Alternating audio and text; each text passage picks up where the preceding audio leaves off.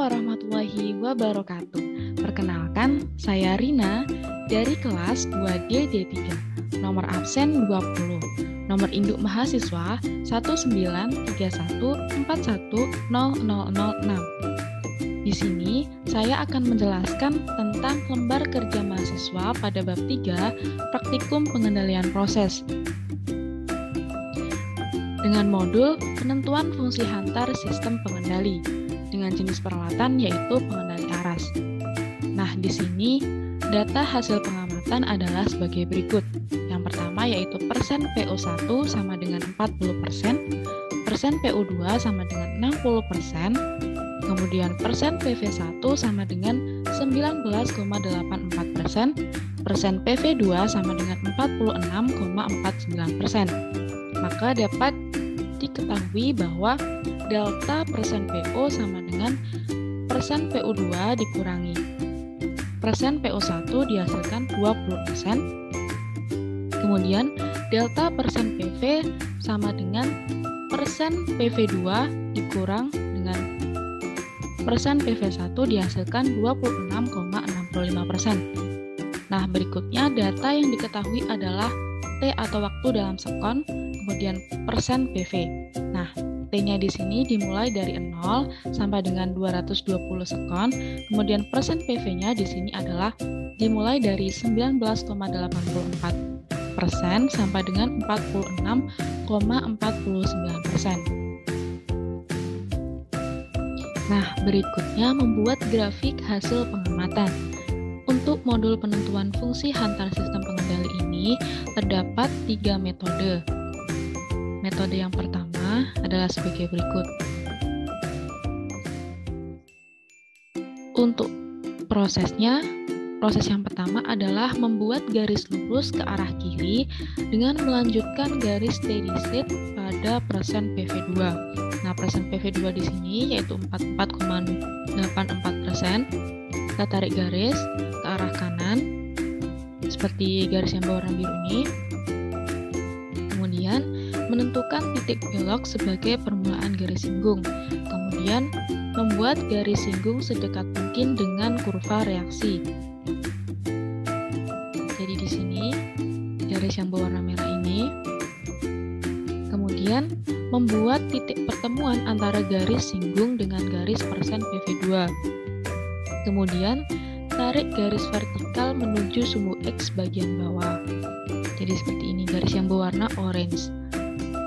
Nah, garis sepanjang titik belok sampai titik perpotongan sumbu X adalah tau P atau tau S. 0 sampai 30, 0 sampai 135% di sini adalah tau S. Nah, berikutnya menentukan nilai KP, tau, dan tau D jika diketahui dengan menggunakan metode yang pertama. Nah, di sini untuk delta CS-nya sama dengan persen PV2 dikurang persen PV1 sama dengan untuk persen PV2 nilainya adalah 46,49% dikurang dengan persen PV1 yaitu 19,84% dihasilkan 26,64%. Berikutnya yaitu untuk delta persen PO. Persen PO2 dikurang dengan persen PO1 dihasilkan 20%. Berikutnya menentukan nilai KP. Nah, KP sendiri rumusnya adalah delta CS per delta persen PO. Delta CS di sini diketahui adalah 26,64% dibagi dengan delta persen PO yaitu 20% dihasilkan 1,3325.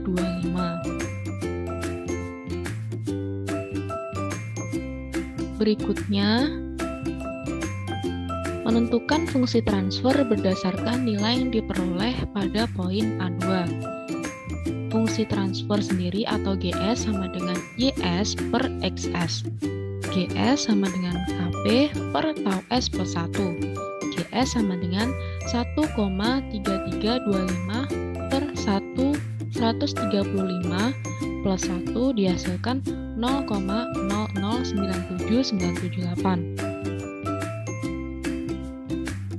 Nah, berikutnya yaitu membuat grafik persen PV terhadap waktu untuk metode kedua. Nah, langkahnya yang pertama adalah membuat garis lurus ke arah kiri dengan melanjutkan garis steady state pada persen PV2. Di sini ada persen PV2 44,84%. Garis yang berwarna biru ini. Kemudian mencari titik potong dengan cara titik potong sama dengan persen PV1. Jadi ini persen PV1 plus 0,632 kali delta CS. Nah, untuk persen PV1 nilainya adalah 19,84% plus 0,632 dikali delta CS-nya nilainya adalah 26,64. Nah, dihasilkan titik potong sebesar 36,6828. Titik potongnya di sini, garis yang berwarna hijau. Kemudian, buat garis lurus vertikal dari garis potong sampai ke sumbu X bagian bawah. Dan ini garis yang berwarna orange.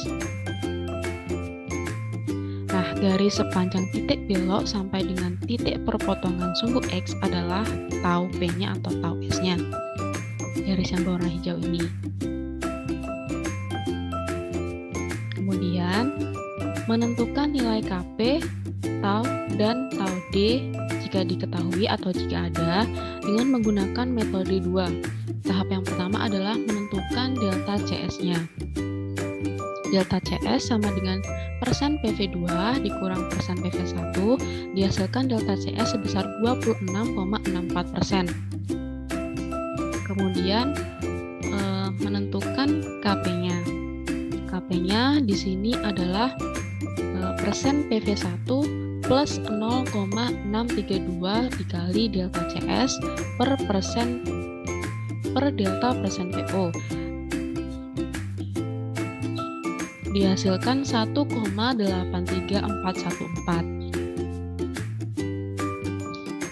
Untuk selanjutnya yaitu menentukan fungsi transfer berdasarkan nilai yang diperoleh dari poin B2. Jadi fungsi transfer sendiri yaitu GS sama dengan YS per XS.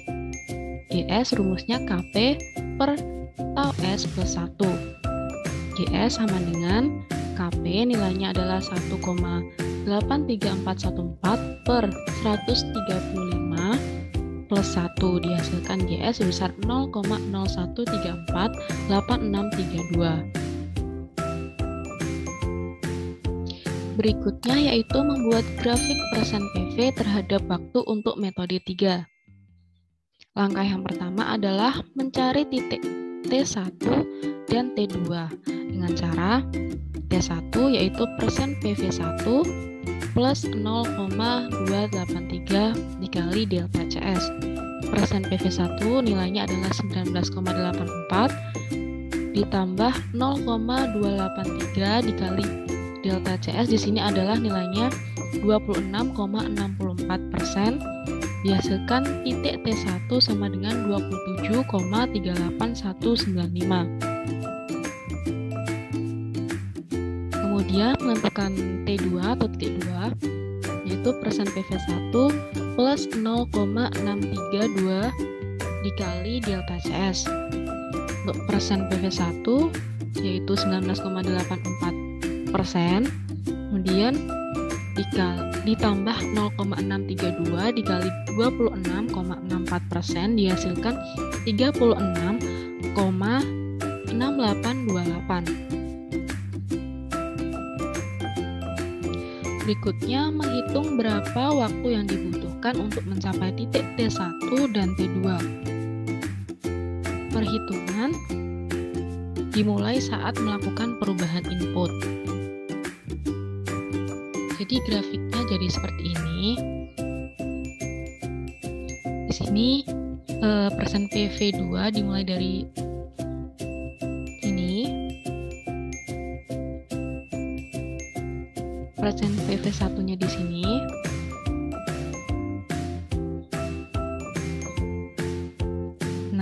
Berikutnya adalah menentukan nilai KP, tau, dan tau D jika ada dengan menggunakan metode 3.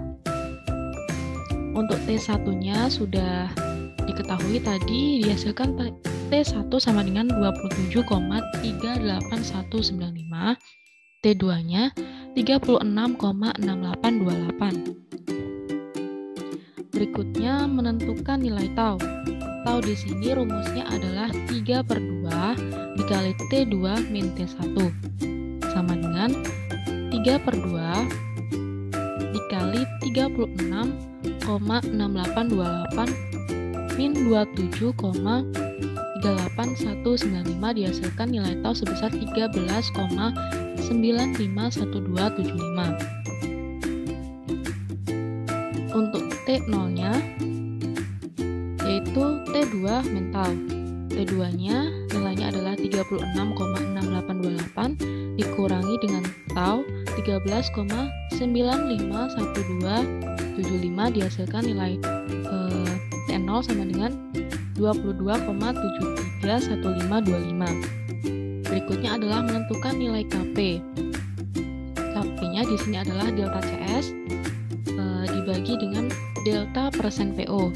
Delta CS nilainya adalah 26,65, kemudian dibagi dengan delta persen PO nilainya adalah 20, dihasilkan KP sebesar 1,3325. Berikutnya yaitu menentukan fungsi transfer atau GS berdasarkan nilai yang diperoleh pada poin C2. Nah, GS-nya di sini rumusnya adalah KP per tau S plus 1. GS sama dengan nilai KP-nya tadi adalah 1,3325 dibagi dalam kurung tau S-nya sebesar 13,951275 plus 1. Dihasilkan nilai GS atau fungsi transfernya sebesar 0,0912283. Nah, itu tadi penjelasan dari saya mengenai LKM Del Pro bab 3. Kurang lebihnya mohon maaf jika ada kesalahan. Terima kasih. Sekian, wassalamualaikum warahmatullahi wabarakatuh.